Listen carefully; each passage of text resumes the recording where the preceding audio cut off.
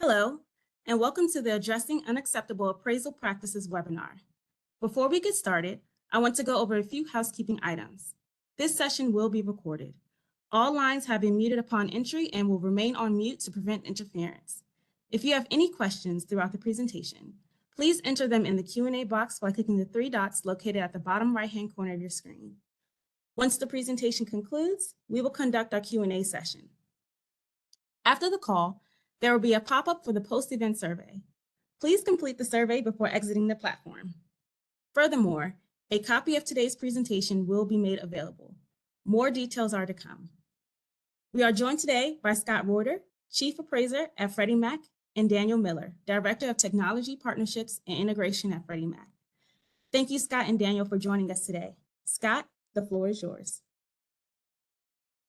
All right, thank you, Amani. Thank you very much. And also thanks to the entire events team, our Marcoms partners.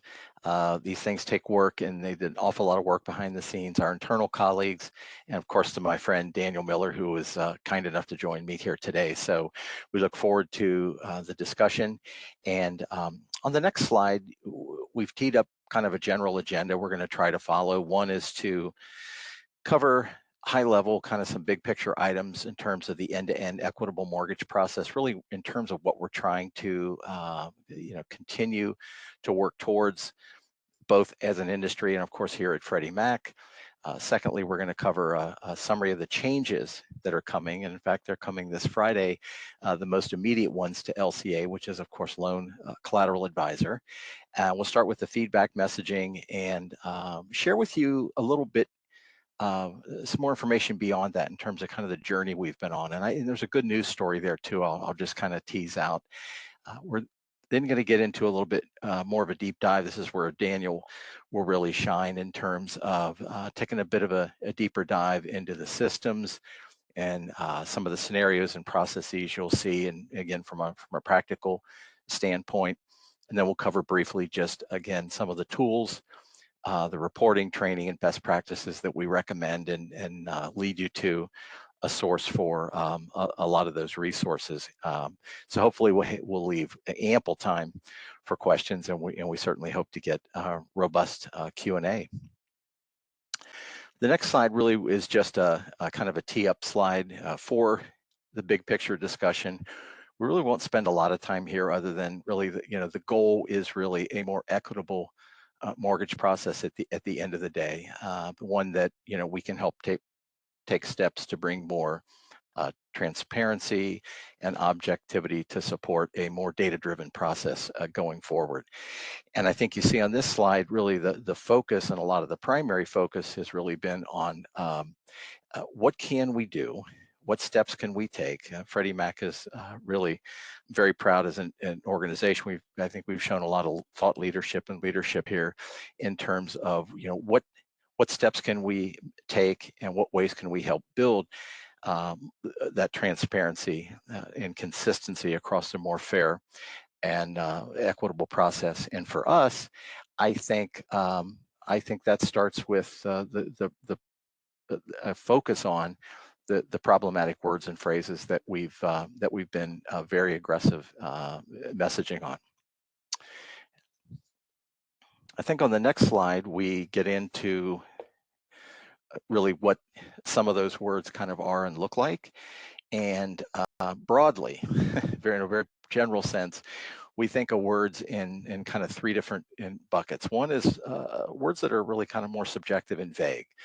Like in terms like convenient or walking to or desirable, even honestly in terms of effective communication, what do those words really mean? So we want to make sure that appraisers are aware, and trust me, as long as I've been around, I've seen these words and seen a lot of these terms in appraisals. But if you go to that next step and challenge, what do they really help describe? Candidly, it's very little. So subjective and vague on one side of the spectrum. Kind of in the middle are words that begin to get more problematic around veiled or potential code words. These are when you get phrases like pride of ownership and crime ridden, and seen through a different lens, seen through different eyes. They could potentially raise the question of what was the appraiser thinking, Why are they using these? Or again, on a worst case scenario, are they being inserted and utilized and considered as code for something? And then, of course, on the far extreme are inflammatory or extreme language, which is prohibited. I'll note here, and it's not on this slide, but in section 5603.4 of our guide, we have long had a section that really relates to the breadth of unacceptable appraisal practices, the very subject of this webinar, including two things which directly relate to bias or potential bias that are problematic. One is reference to any protected class when in developing value. And secondly is the use of potentially problematic or subjective terminology. So we've covered some of those. Highlighted on the slide, on the clipboard, kind of what I just referenced in the top three. And many to that bottom item there, some words just need context. So attractive standalone doesn't do much, likely get flagged, potentially a concern. We appraisers love to talk about things like attractive interest rates at times. We saw that hit a lot. So as contextualized, some uses are not a concern. So that's been yet another level of the evolution and the journey on words and phrases. On the next slide, you get to the good news story. This is kind of hot off the press, and this is really data that helps suggest what I think we already kind of knew and we're beginning to see, that again, across our lenders, our AMC, our appraiser friends, collectively they're taking action. You can see on the top horizontal line, we're really covering just the overall trigger rate on subjective words, kind of from our tracking from roughly mid-late summer to the end of last year. You can see based on the work, the ongoing work that the internal team did, the ongoing messages that our Marcoms really has done a yeoman job in driving out. And then again, I have to double back. I think between the efforts of our lender friends, our AMCs, and our appraisers, they're listening. So they drove that from 7% down to 3% in terms of hit rate on the triggers for subjective wording. Probably, I don't want to say more meaningful, but the one that is the focus of today, the words that are eventually going to, on Friday, migrate to hard stop or fatal. We were tracking in the mid to late summer around the 6% trigger or fail rate. And through all that messaging that I've mentioned and all the hard work, we've driven that down to 0.1% as we came out of last year. You can hardly read, I can hardly read as well, the sentence underneath the graph, but it basically shares what I stated. This has really been a whole group effort around the marketing campaign, the effort individually with clients, our great internal colleagues who have driven out to their client partners as reps, and again, all the folks and the stakeholders who have had a hand in that. So I think that's a great news story. And Daniel, I think that's a great spot to hand it over to you for the summary of changes and some of the feedback messaging our clients are going to see. Okay, thanks so much, Scott. So if we can flip to the next slide here.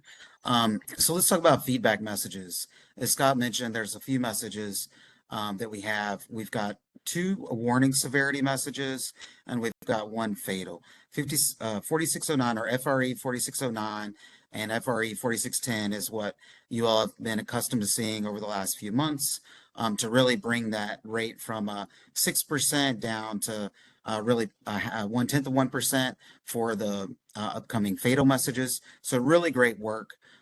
These messages are coming from our Loan Collateral Advisor platform, or what we refer to as LCA. So within Loan Collateral Advisor, those messages get generated and sent to UCDP. So when you're uploading an appraisal to the Uniform Collateral Data Portal or UCDP, you receive those LCA messages. And so on January 26th, those messages that are in that or have been in that FRE 4610 bucket, that is kind of our warning bucket that will soon be fatal. So if we flip to the next slide, you'll see that we have a staging area, and over time this will be a living list. It will constantly evolve with new words or new ways of us finding finding words or exceptions that we need to carve out. So different things that'll happen over time. And as that happens, we will continue to use the FRE 4610 bucket or message as our staging area for the words that will soon become fatal. And that fatal message is the FRE 4611. That message on January 26th will become fatal, will remain fatal. And over time, if we add in newer messages that will become fatal, they'll be in that staging period of 4610 for about 90 days. Because we want to make sure that we're staying in sync with you and lenders, our appraisers, appraisal management companies, and others in the industry to make sure that we're on the same page and make sure that we have opportunity to work towards our eventual fatal message. So Scott kind of went through the different categories of words and that type of thing. And you'll see church here in the middle as a word that's in our staging area. And church, that's something that if we see that in a field of the address or something of that nature where you've got 123 Main or 123 Church Street, it's clear to us that that's part of the address, and that's not the type of thing that we're looking to fire a message on. So I just want to make that clear. And note that there are some exceptions to these rules, but we are looking at the word, and in some cases we're looking at the subjective nature of it and what may be before or after, and see if there are ways to not fire in the event that it doesn't appear to be a problematic situation. So can we go to the next slide, please?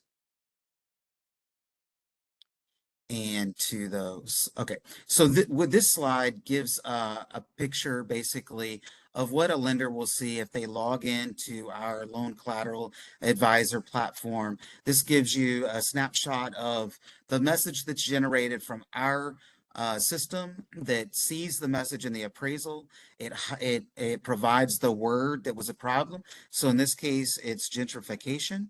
And then it's telling you which field of the appraisal that word was located in. And that message goes from our Loan Collateral Advisor to UCDP, where the appraisals are uploaded by lenders and their appraisal management companies.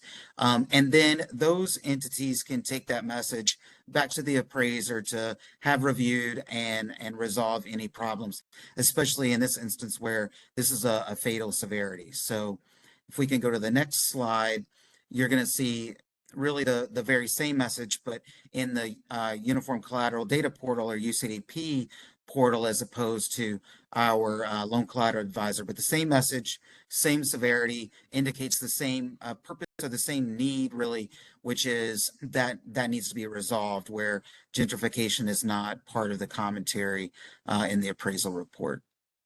So if we can go to the next slide. Okay, so this slide really just walks you through the process of how should you look at these messages.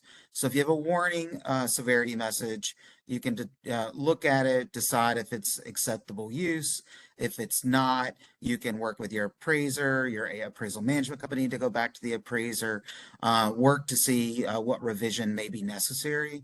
If it's an acceptable use, you can proceed with a loan. And so it may be sellable to Freddie Mac, but in the event you need to change something, Scott may have some additional context to add to that as well. So, Scott? Yeah, thanks for remembering, Daniel, and coming back to that. We talked during our prep that I think an important takeaway on this slide is not just the mapping, like how to fix. That's an important practical concern. I know a lot of lenders and AMCs are going to care about, but there's a why behind it. And at least for us and largely what I do, I think there's a communication opportunity outbound to the appraiser to just circle back. And I think that, the box there insets, it's an opportunity for the lender, also the appraiser, to ensure that the wording doesn't suggest that there's been any bias or any influence of bias in the appraisal. Likely it's going to be an oops, yep, I forgot. Freddie Mac's been talking about this for a year, it just slipped through. We'll fix it. And I'm hoping that's going to be the more common garden variety fix. But it's an opportunity even for us appraisers to ensure that we're being as objective and factual as we can in our reporting. And again, just all these little touch points where you can take just a minute to pause, that's important. So it's a long way to say that may be an opportunity for a discussion. It could be something we hope is just an easy fix, and then your report can get submitted, and then it would be eligible for sale to Freddie Mac. So in terms of some frequently asked questions, we've been asked a number of questions, and I see we're getting some questions coming up here. In terms of providing feedback, is there a communication mechanism? If you need to talk to us, you can initially now go to our customer support contact center, 800 Freddie. You can also contact your account rep. And feedback here is important to us. So we want to make sure, A, that the cogs and the wheels and the machine works, and B, that there's not anything that we need to learn to take back to the broader team. We have received questions, is there a dispute process? And really there's no exception process. So the short answer is no. The appraiser, to the previous slide, depending on the scenario, should be instructed and asked to correct any words or phrases, and then resubmit the appraisal. The next question is, we've received two, where can we receive this? You either receive this messaging through LCA directly, so you'll get that feedback messaging, and or through the UCDP directly on the SSR report. We, of course, Freddie Macers, we hope you utilize LCA. That slide that Daniel had illustrated really the robust level of messaging you're going to get from a risk perspective. Users in Loan Collateral Advisor also have the ability to run loan level reporting, and you can export the results. So it's a very robust tool. So again, of course, we encourage you to become users of LCA. Lastly, we've been asked this question a lot. Are we publishing a list of subjective words and phrases? And the short answer is no, we are not contemplating publishing a list. We are going to, of course, continue to provide guidance, examples, and best practices. And a short reason, my words only, is that I think once you publish a list, you run the risk of the conversation becoming only about the list. We left something off, we missed something or whatever, and didn't mean to suggest that. I think what we're really trying to do is correct mindset, correct thinking, and have that be a part of a more objective way appraisers complete and submit their appraisal reports. Resources and tools. I think we've been talking the better part of the year, and I think it's a great thing, really, in versions around the anticipation for what's going to come Friday in terms of the messaging in Loan Collateral Advisor, LCA. LCA has tools. Again, the messaging can be derived out of UCDP. We have made available numerous articles, chief appraiser Q&As, and there's also been some associated tutorials and videos available. So again, we're going to give you a little link here to a QR code into our collateral and appraisal page. So encourage you to utilize that. That's at least a place where a lot of this content resides. And we encourage you to use that. Use it directly. You can push it out to your clients. Folks are concerned, why are you doing this? Well, here's a large reason why we're doing it. What do I do instead? We've put 2 articles last year out on the practical guide for appraisers on words and phrases, and then a follow-up expanded piece on a practical guide for appraisers, really to kind of help, and if many appraisers nationwide have been doing this a long time, and they've been used to writing reports in a largely narrative free-form text environment with the current form structure. So they're just reminders of ways that appraisers can now begin to change their mindset and think about more objective reporting.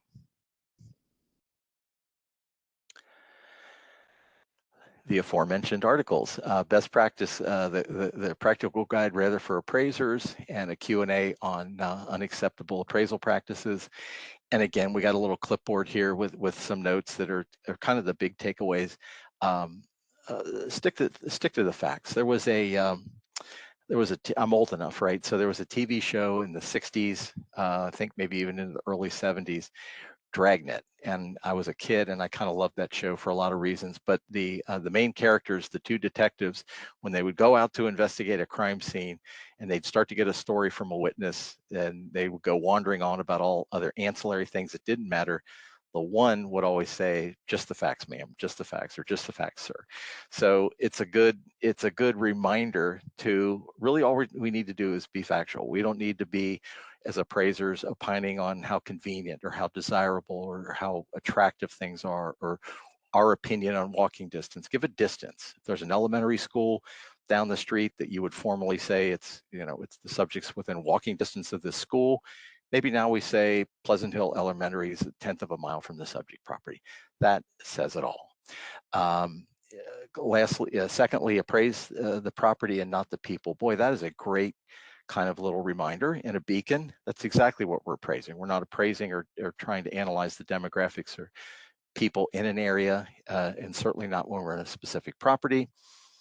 Thirdly, word of caution again from my fellow appraiser friends, we utilize a lot of MLS data from realtors and agents, which is great, and we couldn't do a lot of that without our real estate and agent friends. But a lot of wording at times within a marketing commentary of a listing might go a little further than an appraiser really would like to, can, or should go. So just be careful of that, and then use pre-screening practices.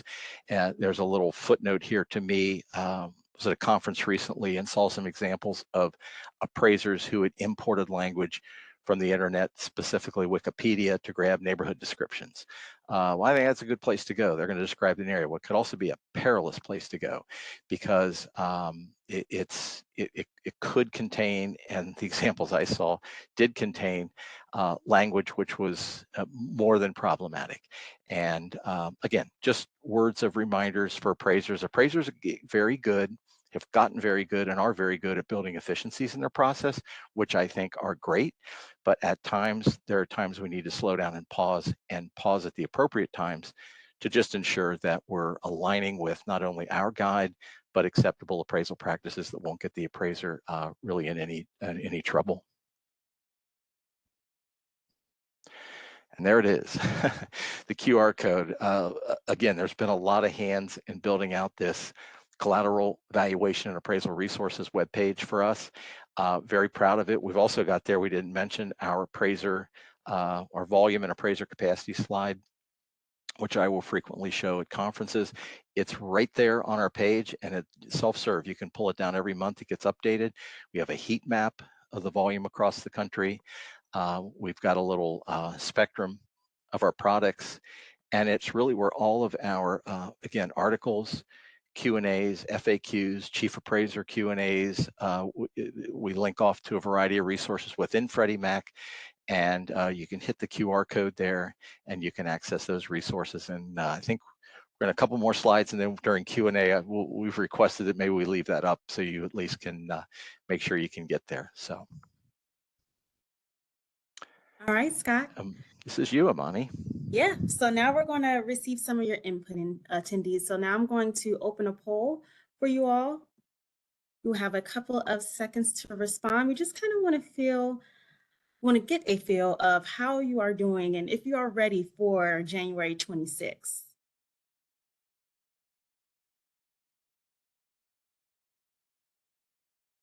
A lot of yeses, so that's good.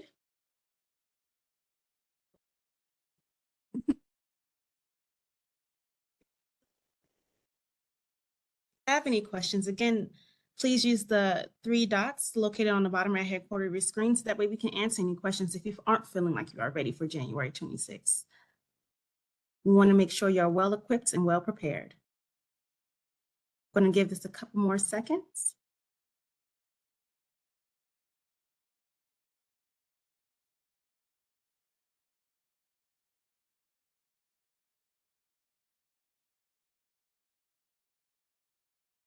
Okay, and we have about half of you that have stated that you are ready for January 26th. So that is actually pretty good. Amazing. All right, the poll has closed and we will now open it for questions. So I am going to open it back up to Dan and Scott, but just before I do, I'm going to leave this slide up so that way you can sign up for appraisals and collateral valuation to receive the latest trends, insights, offerings, and best practices. All right, Scott, Dan, it is your turn. Hey, Awesome. thanks, Amani. Appreciate it. Absolutely. I do too. So Dan, this is where I'm going to lean on you, kid. I'm not a great multitasker, so I'm going to try to read, talk, move this over to my screen, and No worries. see if we can Sure. select some questions here. Do you So want me to read you the first one, or do you want me to no, do one? no, I got it. Go ahead and take one. In fact, there was one Okay. about LCA access seemed to be right in your wheelhouse. I scrolled down Yeah. and yeah. Yeah, so one of the questions was, can you confirm that the new fatal messages from the Loan Collateral Advisor or LCA findings will appear also on the submission summary report? So the submission summary report is the report and it's specific to GSE. So this will be the Freddie Mac submission summary report within the Uniform Collateral Data Portal or UCDP. So where lenders and their appraisal management companies upload the appraisals. That SSR contains all of the findings that you would find in Loan Collateral Advisor. So Loan Collateral Advisor is the engine, it runs the messages and then sends it to UCDP. So UCDP and the SSR for Freddie Mac will contain all of the same LCA findings.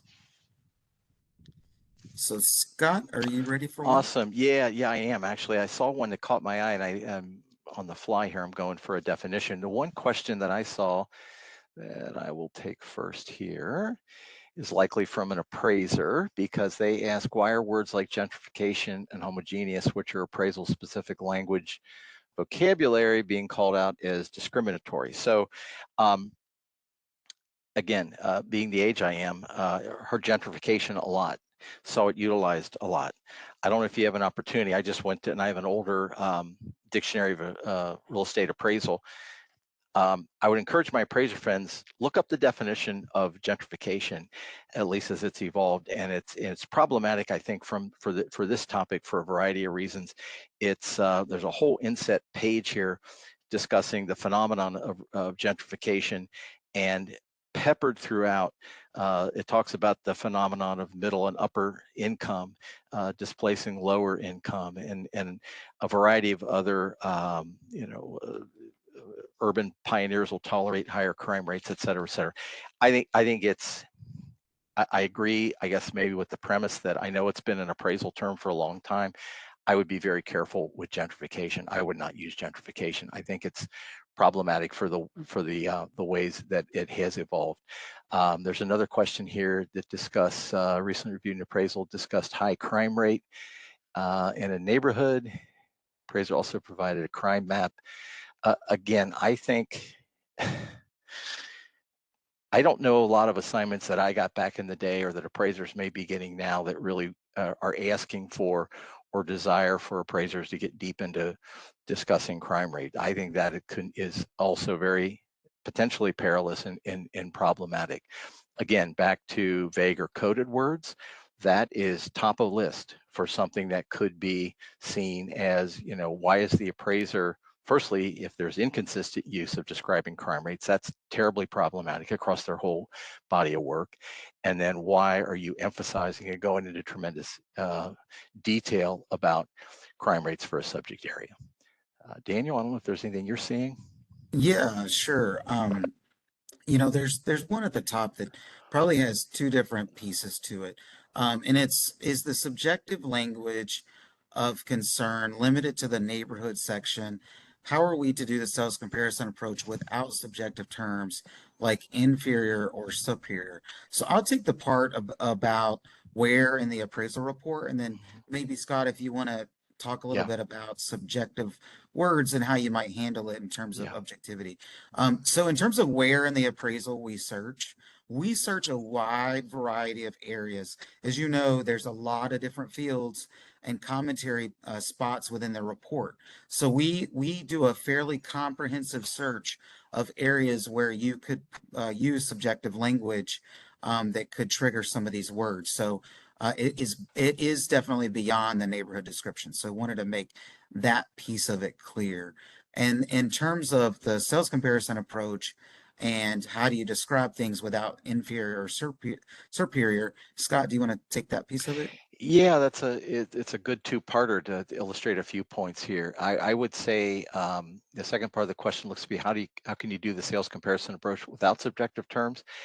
I would say why don't we try doing it with objective terms? I mean, what is inferior? What inferior to what? And superior to what? And if it's the subject property, how? What does that mean? I think you can do it, and I would challenge appraisers to do it. And even though we're used to using, inferior, superior, and the like, use objective terms. What's the fact you're trying to compare that's different? Size, you don't need to see it's superior in size, just give this, give the GLA or size difference. And same with amenities. It may have an amenity, it may not have an amenity. Uh, Market support that difference for that adjustment and apply the adjustment. Again, inferior, superior is an opinion, and it is absolutely problematic. I saw a message a little further down. Is Fannie Mae incorporating this policy as well? I don't know. I never want to speak for Fannie Mae. Freddie Mac is. Freddie Mac is leaning in. Again, we've taken a leadership role and a thought leadership role in this, and we think it's important. It's vitally important, and on a lot of reasons. It's important to reinforce the section of our guide, which again has long been published and long been out there. So I think it's important and the right thing to do to draw attention to that. And again, I think I've learned from this journey last year. You saw the statistics roughly from July to the end of the year that the appraisers are reacting, the lenders and AMCs are reacting positively. So anyway, shorter answer is I don't know what Fannie Mae's doing. I know what we're doing, and I think with the collective work and hard work that's gone into this, you're going to see very low firings, but it's on the right thing. It's on the important stuff. Yeah. And we had a question. Do you have to submit your appraisals through the system on all loans?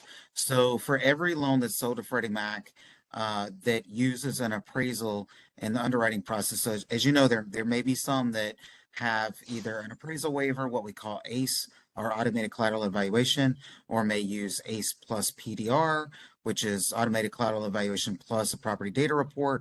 But if it's not one of those, then it's underwritten using an appraisal, and that appraisal must go through the Uniform Collateral Data Portal or UCDP. And if it goes through there and it's sent to Freddie Mac, then there will be the opportunity to have these messages. We will run our logic to see if we are finding these messages that we need to flag on. So just wanted to make sure that's clear for the person that asked that question.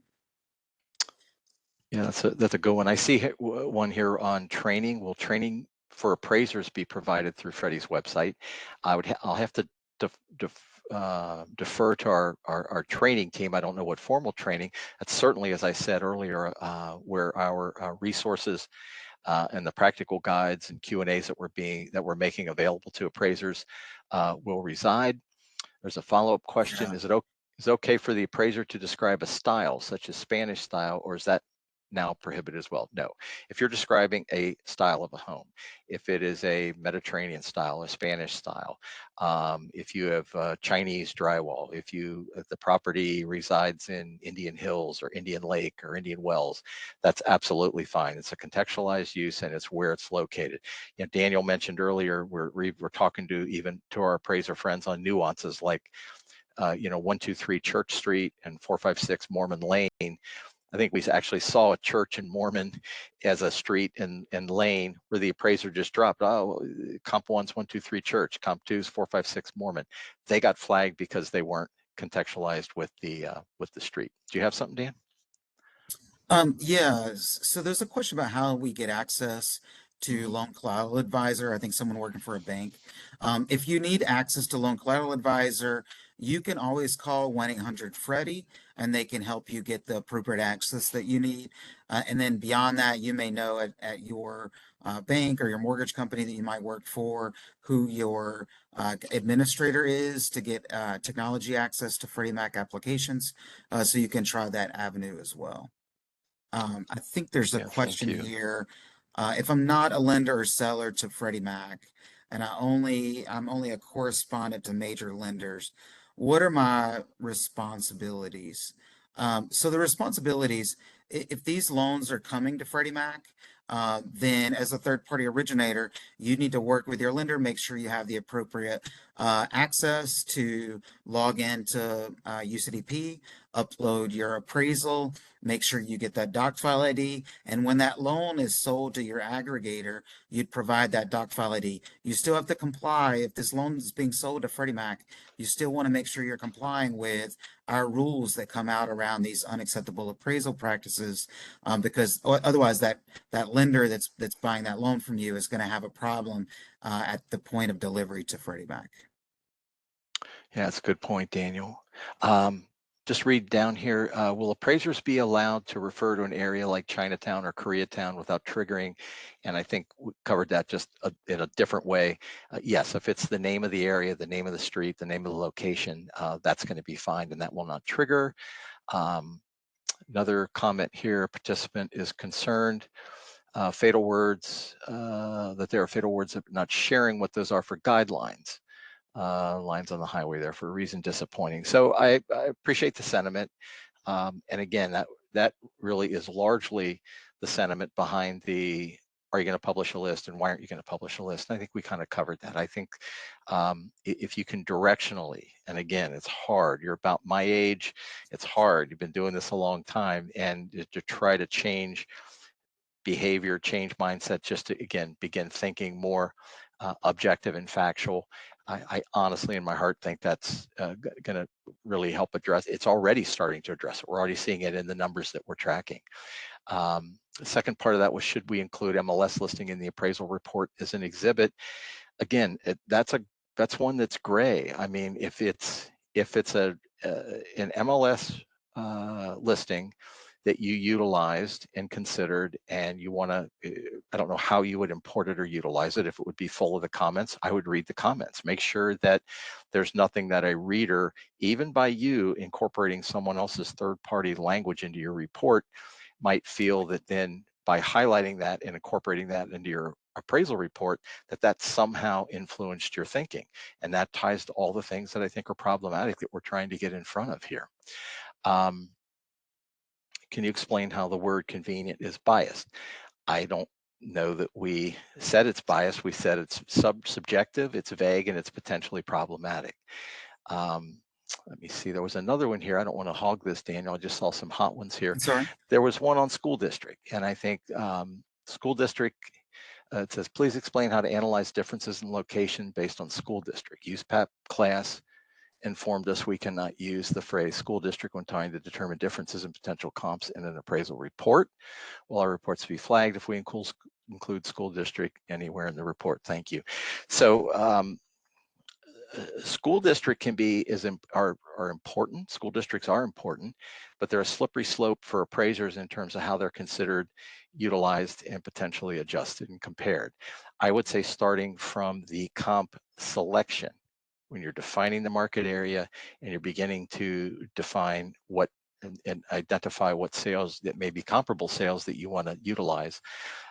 I would use the data and trust the data, but use characteristics more on a property level and less on a school district level to start. So you have the inverted pyramid. I would cast a wider net, and whatever's important in terms of driving value as it relates to the property, my recommendation may be something I would start there.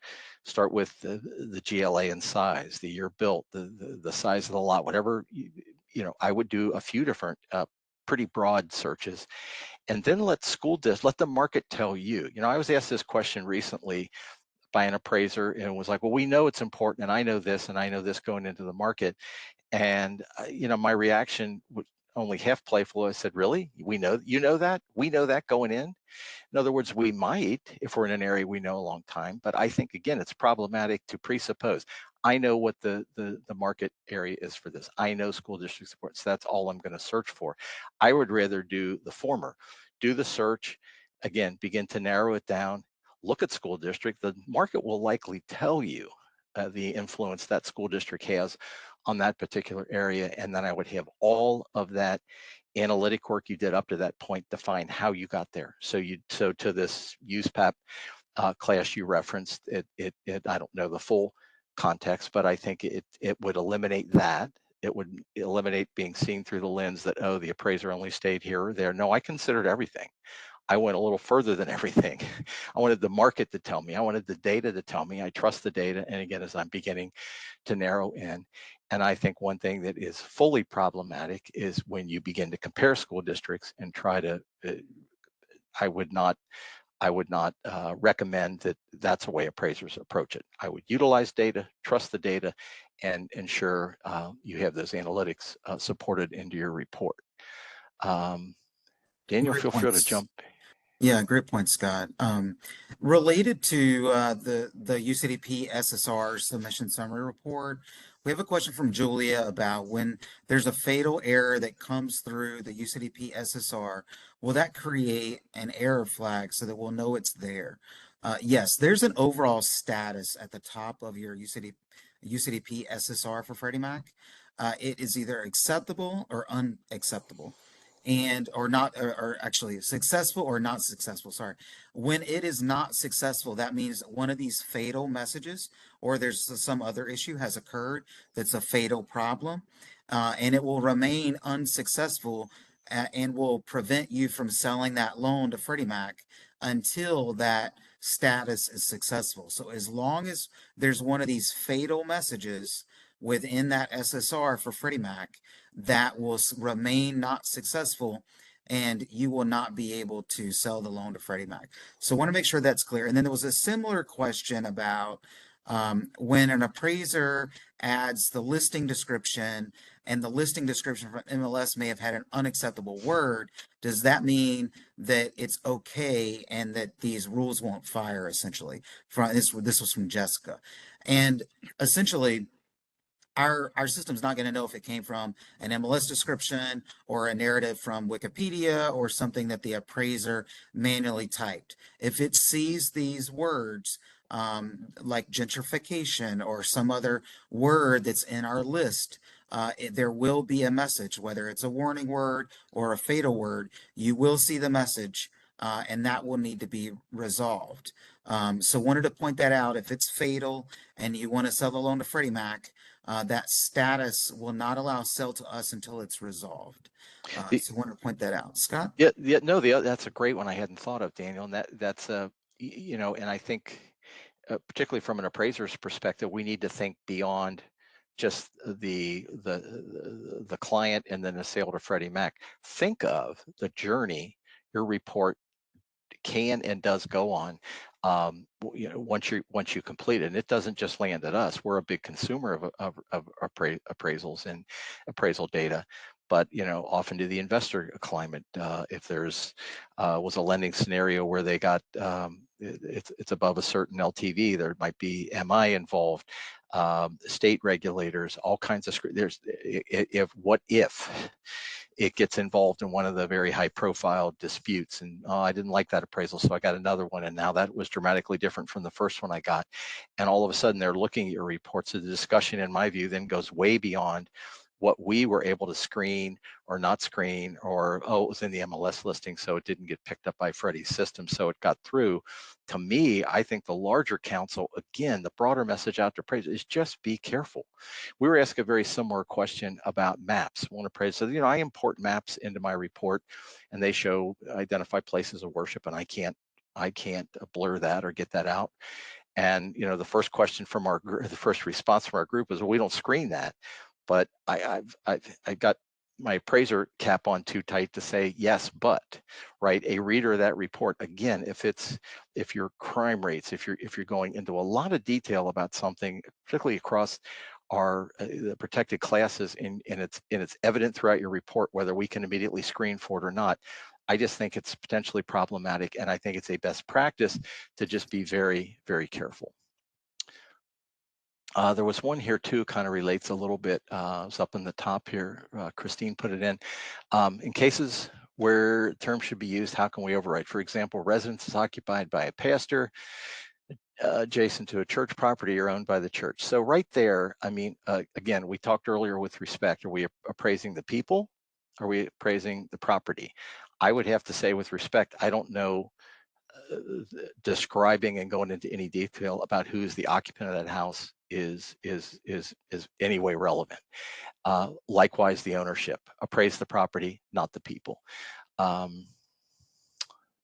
Yeah, there's a question from John also about Daniel mentioned a list of problematic words. Scott mentioned we won't have a list to share, and that was confusing. So let me elaborate a little bit, John, to hopefully clear that up. So when I'm referring to the list, I'm referring to our rule logic that catches these words. We have shared a limited number of them with you in this presentation today. You'll catch them over time when you review the rule findings. However, we are not publishing a master list of them, if you will. So just wanted to hopefully clear that up for you, John. Yeah. Rebecca asked, do you have a link or just a QR code? I think to access that, it's SF for singlefamily.freddiemac.com/appraisers. And I think that'll take you to the page. And I know we've got some other Marcom's ears listening, so maybe they'll correct me or be able to ensure we put that out. Let me see. Okay, you got it right from Rob. Thank you, Rob. What word should be used for church or temple, place of worship? Yeah, Oh, so yeah, place or house of worship, either one of those is okay. Another question that I think we got was if I'm a TPO, this is from Carrie, if I'm a TPO, I may not have access to LCA. If that's the case and you can't get access to LCA or Loan Collateral Advisor, what you can get as a TPO or third party originator is access to UCDP, the Uniform Collateral Data Portal, and you see these very same messages there. It looks a little bit different, but all the same information, just formatted differently on the screen. yeah, So you can access exactly what you need within the Uniform Collateral Data Portal or UCDP. awesome. And Daniel, you'll be good on this one too. Will the prohibited word findings impact the LCA score? I don't think we're going to even score it if we have prohibited language, and we're going to wait for that resubmit where it's the whole premise of the messaging, right? Do I have that right? Yeah, so I think you'll still receive a score, but you're going to get a not successful status. Okay. So the status has to be resolved before you can proceed with the loan. But you'll still get some other messages and other findings, and I think you'll still get the score. But that score is not impacted. They're two different things. We have a score that will be on the appraisal, or on the risk of the appraisal, I should say, and then there will be this message that fires based on words, and this message will impact the status. So it impacts the status, not the score.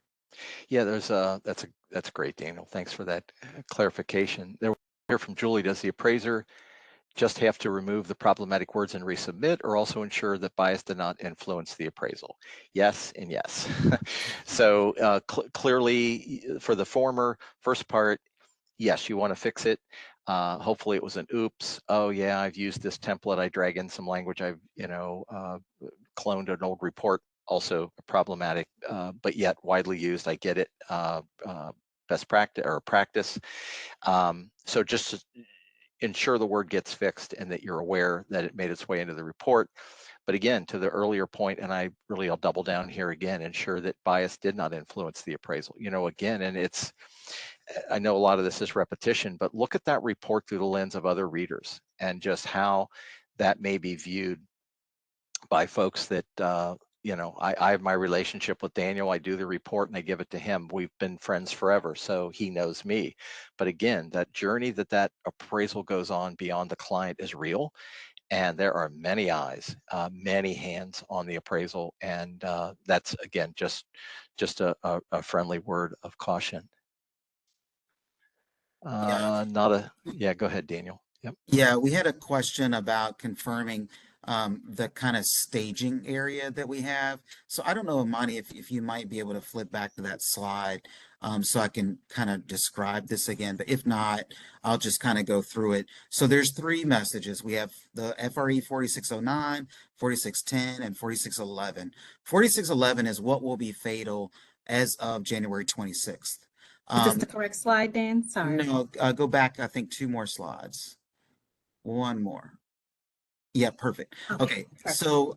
so 4611 is the fatal message where the UCDP status will be not successful and you wouldn't be able to sell the loan to us. So that'll happen as of January 26th, and that'll happen with 4611 messages.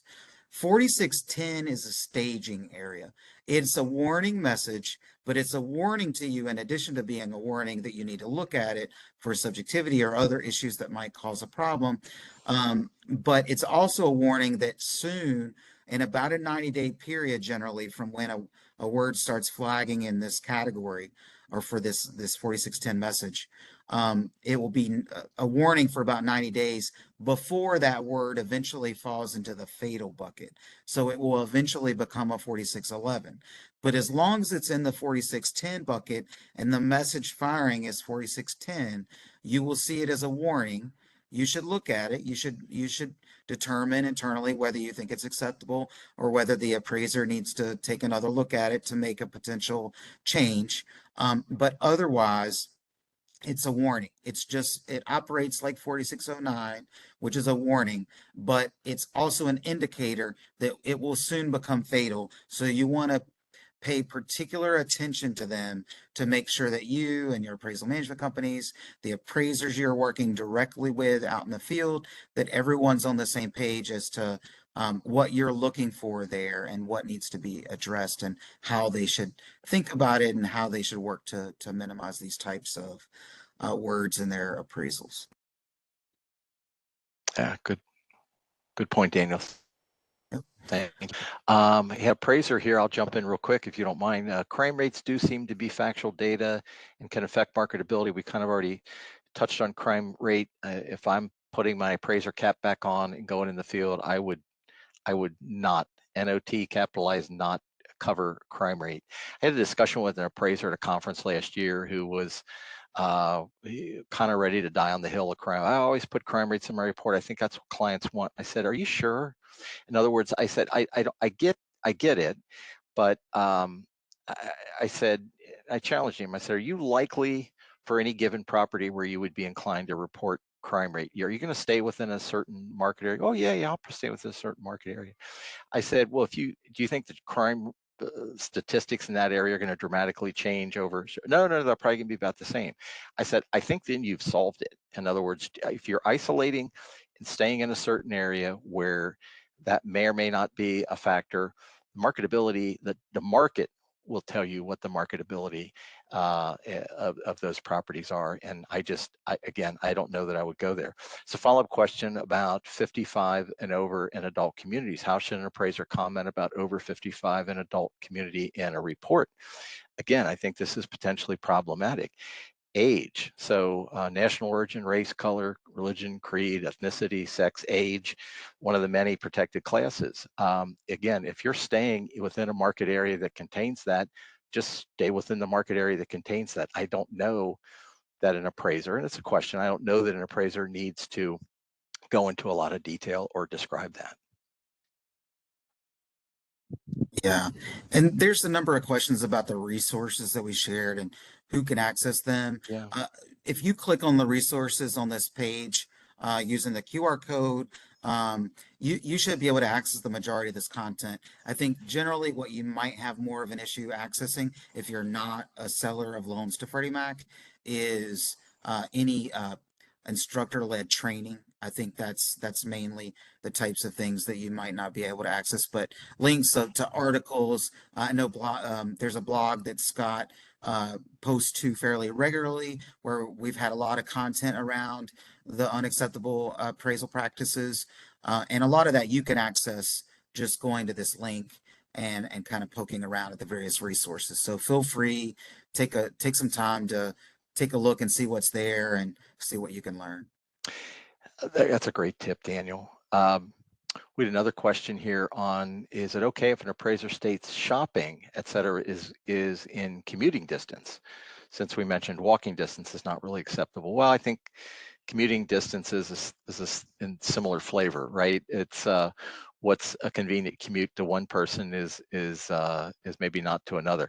If proximity or distance to that shopping or retail or whatever other influences, again, I think I would drop in a distance and just call it a day. You don't have to opine whether that's a commute. An appraiser buddy who's got a brother-in-law who drives an over-the-road rig, and he said he drives all the time. He said maybe commuting distance to him is 4 states. Like he thinks very differently. So yeah, it's kind of a silly extreme example, but I think just I would again stick to distances and try to stick to facts.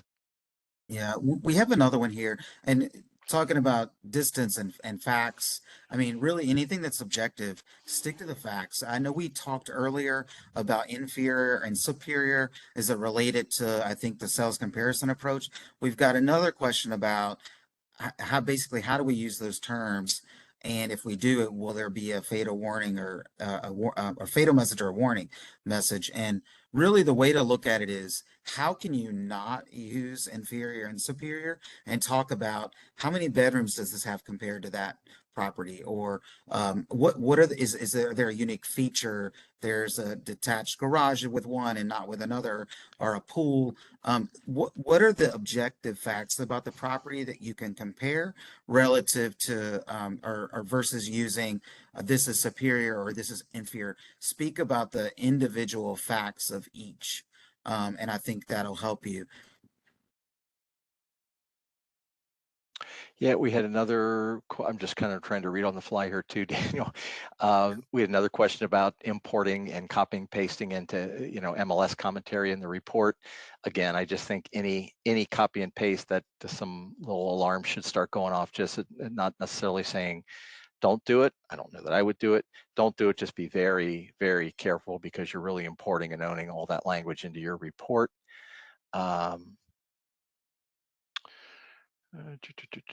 Trying to see here, sorry. Yeah, and this presentation will be sent out. I see some new questions about that. I think there'll be a recording along with the presentation that goes out. So just a heads up for those curious about that. Absolutely. And did you have one more question, Scott?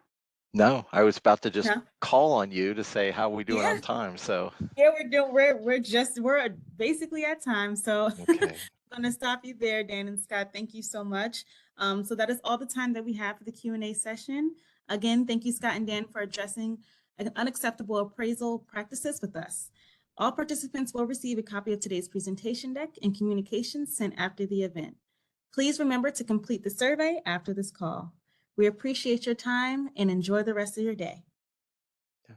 Thank you. Great. Thanks. Have a good day.